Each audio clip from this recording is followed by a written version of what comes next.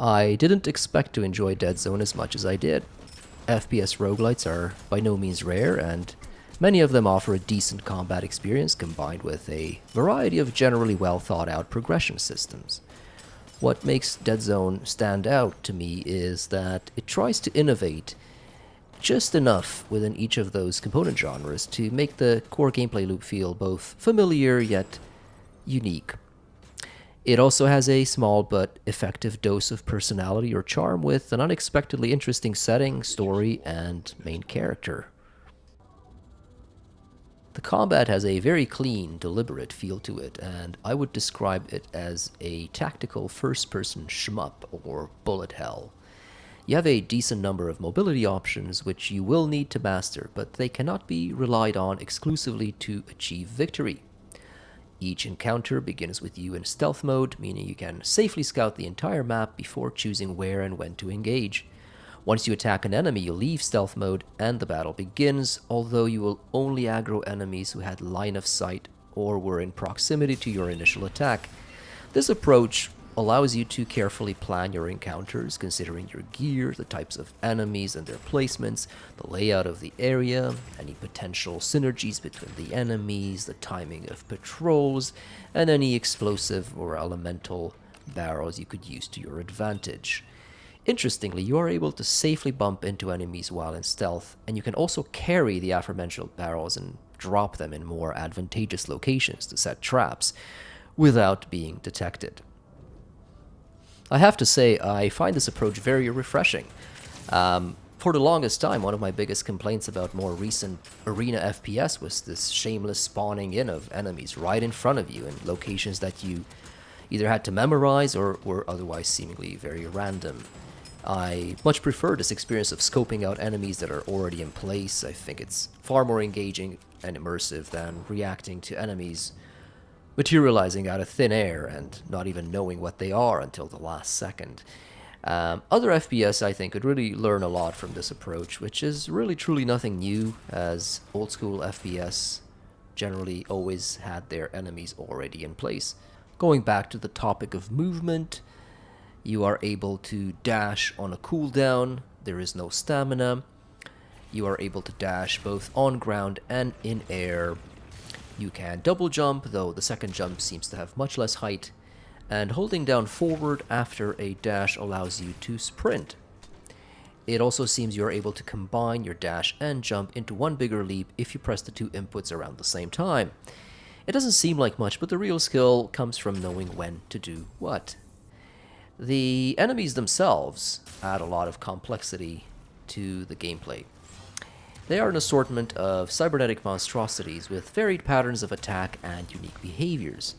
All shots are telegraphed with very clear audio-visual cues. Grenades, for example, have a clear visual tell of their AoE and time to detonation. All enemies have visible weak spots, and it's not always the head. Melee enemies can outrun you and deal much higher damage than ranged ones. And as you progress through the map, you encounter more and more types of robots, and you begin to understand how they form this ecosystem and how they work together, and which targets are priorities in what type of situation. Your weapons feel great to shoot and offer up many interesting mechanical and stat-based variations to keep you engaged. There is in fact a fairly fleshed out loot system with rarity grades, affixes, power levels for your two ranged weapons, for your melee weapon, for your grenade, and for your 4 armor pieces. And that's on top of your perks items, which frankly also function as perks, and your persistent stat bonuses. My initial reaction to the loot system was not a positive one. I'm not a fan of constantly comparing stats, but the devs have streamlined the process fairly well. Items on ground are immediately compared to what you have equipped in the same slot, so you can make generally quick decisions. Although when you have many things scattered on the ground, it can become a little tricky to keep track of everything. Luckily, there aren't that many drops, and the stat variations, while interesting, aren't that extensive or complex. This isn't Grim Dawn, where listing the stats for a single item can take 2 pages. You are able to upgrade your weapons in safe rooms, which you encounter after every few battles, so you're able to keep your current loadout competitive if you find the synergies work for you. Speaking of the safe room, this is where a small portion of your health is regenerated and where you can also buy various types of items and the aforementioned upgrades. Your health has two components. There is a regenerating shield that only absorbs a small amount of damage, and your actual health bar, which does not regenerate and is actually not easy to recover during battles as health drops are pretty rare and weak. Your best bet, in my experience, is to get a high damage weapon with a lifesteal stat, in which case health will almost never again be an issue. I do, however, like the idea of this small regenerating shield. It means your small mistakes do not slowly compound over time, but are in fact recoverable. You will never slowly but surely lose a run because you kept taking 5 damage here and there every minute or so. You will, however, pay the price if you ignore the damage in the moment and continue to put yourself in bad positions or just play recklessly. I think it's a very clever, elegant way of balancing fun with challenge and incentivizing you to pay some level of attention to how you are playing. Another important element of decision making in combat is your minimap, which shows the location of enemies, items, and the general layout of the area. In one situation, for example, you might see a fast approaching blip on the minimap, which tells you this is a melee enemy coming to get you.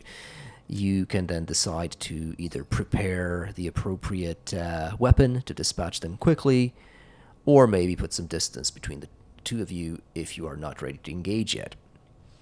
I do, however, wish I could expand the minimap so I could see the entire area when looking for items I might have missed, and as far as I could tell, this isn't yet a feature. I want to talk a little bit about difficulty. I played on normal by myself. It is possible to bump the difficulty up at least an additional 2 levels, if not 3, and each difficulty level progressively offers more rewards, and it is possible to play the game in co-op, which I did not do. In my solo normal difficulty experience, I found the challenge level to sort of fluctuate quite a bit, and there's almost like a reverse difficulty curve. What I mean by that is the beginning of your run may be difficult until you acquire certain items and perks, in which case you can quite rapidly outpace the content of the game. There's still a degree of risk, and I find you still have to play somewhat thoughtfully to the strengths of your loadout and build, but the game generally seems to get much easier past a certain tipping point, let's say.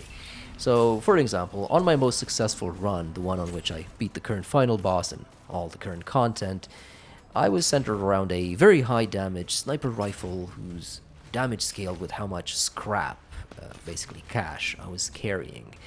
You can amass quite a bit of this stuff, and I also think I had some bonuses to scrap gains. Now, this sniper rifle also had lifesteal, meaning I could often one-shot lower-level enemies or even higher-tier ones with one fully charged headshot, and then recover most, if not all, of my HP. My secondary weapon was a powerful double-barreled shotgun using the lightning element. Yes, there are also elemental effects with specific effects, which I did not talk about. But that wasn't really what broke the run, in my opinion. I ended up getting 4 Autobots to fight with me. Now, these little guys can take a decent amount of punishment, and when they go down, they stay down for only as little as 4 seconds, after which they get right back up and resume plinking away at the enemy and being a general nuisance. So you can imagine having 4 of these. I always had some sort of distraction to keep me safe in most encounters. What's more, each additional Autobot I acquired added additional stats and perks to all the Autobots as far as I could tell, and on all but the busiest maps, the AI would simply be too busy with my army of combat Roombas to be of any real threat to me. And so as much as I enjoyed it, I do think there is some balancing to be done around gear and perks, and It may also simply be that we haven't seen the more challenging encounters yet.